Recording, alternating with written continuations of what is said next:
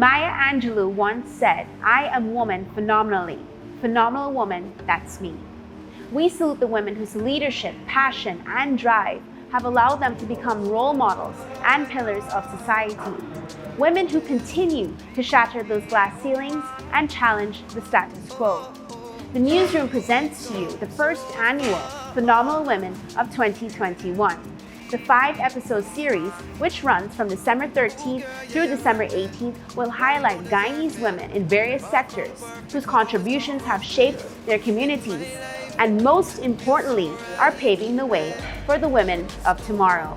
Here's to these phenomenal women who are doing phenomenal things.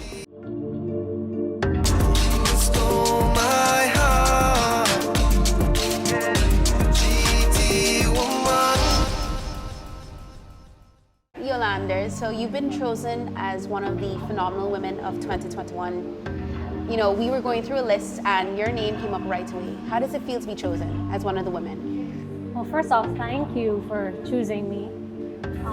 Well, I was very shocked, but I'm happy because it's a bit heartwarming that, you know, my hard work and whatever I would have achieved has been recognized in some way here.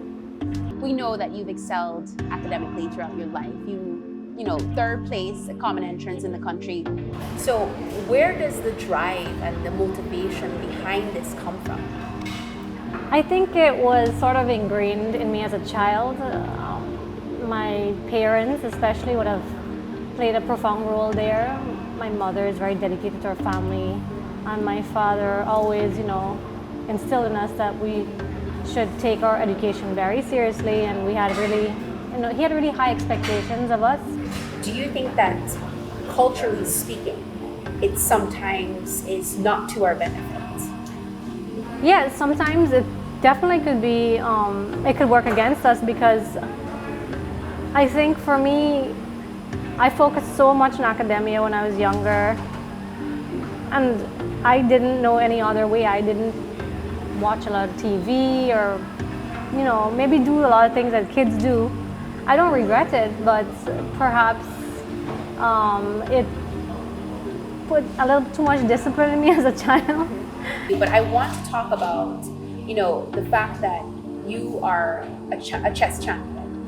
Do you think that your extracurricular activities such as chess allow you to excel in other areas of your life as well? There's no doubt that chess allowed me to excel in every part of my life after.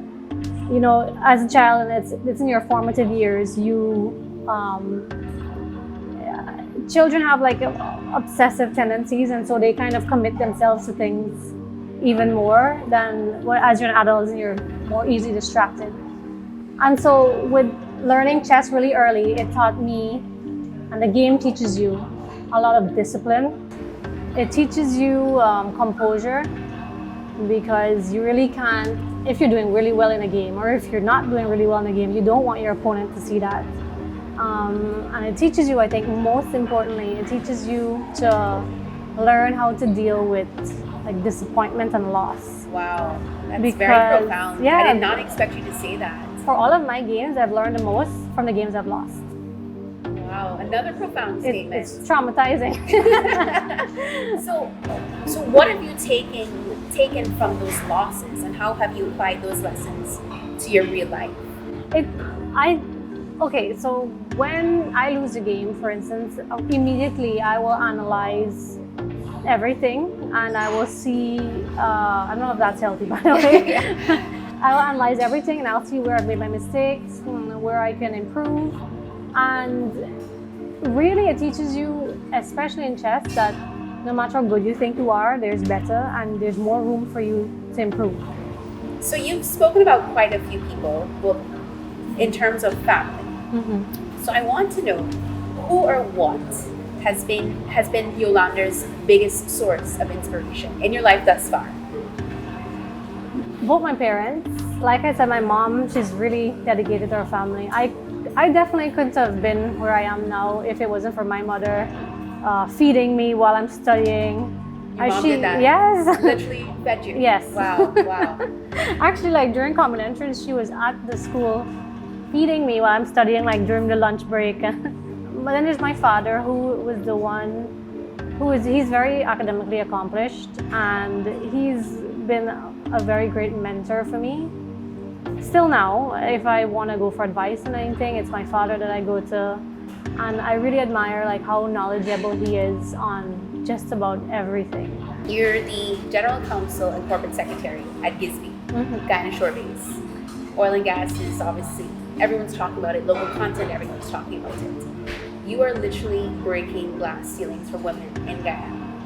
I mean, how did you get to this position? First off, I love breaking glass ceilings. That's so good, I love that. I don't think it should still be there, these glass ceilings for women. It's 2021. When I'm in a room where I'm the only woman, I'm not flattered, I'm disappointed. How did I get there? I had moved back to Guyana after practicing in Trinidad in 2016. I was Counsel, Corporate Secretary, and Compliance Officer for Massey. I served in that post for about 2 years, and then I decided, I was looking at the Achieving Scholarship. Right. I applied, actually I wasn't sure what to do. It was between corporate and commercial law and oil and gas law. And it turns out that I got accepted to the University of Aberdeen in their oil and gas program. So I said, okay, well maybe this is destiny. So I decided to go to Aberdeen to do the oil and gas masters, and I really like it. It's so different, and I know it's really important for our country now, especially being at the cusp of so many discoveries. And we're basically transforming, and Guyana is going to become a different country in the next few years, and has already started. Yeah, it's there. Yeah. When I came back to Guyana, I obviously wanted to pursue a career then that would allow me to utilize my master's. And a few months after, I saw the GYSBI advertised. Oh wow! I applied. And a few days they called me in for an interview, and I got the job. It's not specific to oil and gas only. It provides for all the onshore support offshore. Right. It's Exxon's main shore base, and we also have as tenants a lot of the other contractors that supply Exxon and support Exxon's operations as well. I also, GYSBI has an affiliate, SES, which is the waste management company that won the award from Exxon. I'm their corporate secretary, and I do look at their contracts as well. Nice. So I get to see the shore base, and I get to see the waste management aspect of it as well. How do you manage? I mean, you talked about shattering glass ceilings and the fact that they shouldn't be there, but I think a lot of the times that women are expected not to work so hard, but obviously you've gotten to where you are because of hard work and determination. But how do you do it? A lot of coffee. All right, fair enough, a lot of caffeine. I think it's a lot to do with how you want to spend your time. I wake up early, I go to work, I still try to put in gym, and in the evenings I also work. I do some work, and if it's not for my job, it will be for all of the other responsibilities that I have. But I think that it has a lot to do with my time management and positively spending my time doing things that would develop me. Do you believe that you're a role model? Maybe that's relative. Oh, that was actually good. I didn't expect that response. That was very good. Because maybe not everyone aspires to be like me or want to do the things that I do or spend their time the way I do. I would say that when you're in a leadership role, no matter if it's in your job or if you were in certain positions within society, you should act like a role model because people are looking. Whatever it is, don't let anybody box you in.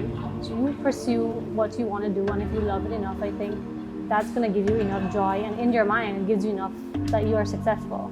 Where do you see yourself in 10 years? Not only professionally speaking, but personally speaking. What's next for you? Well, maybe a family, and professionally speaking, and there are certain things I do want to achieve. But it's sometimes it's out of my career path. It could be other things like I currently sit on a panel in which eventually I want to be the chair for. And what panel is that? This is the panel the World Chess Federation, they have an ethics and disciplinary commission, and I am the first Guyanese to ever be elected or even selected Wow. on this commission, Fantastic. and I'm also the only woman on this commission. You know, before we wrap up today, any parting words for 2021? Any things that you're looking forward to for 2022? Just stay safe. Okay, I like that. Very simple. I like that.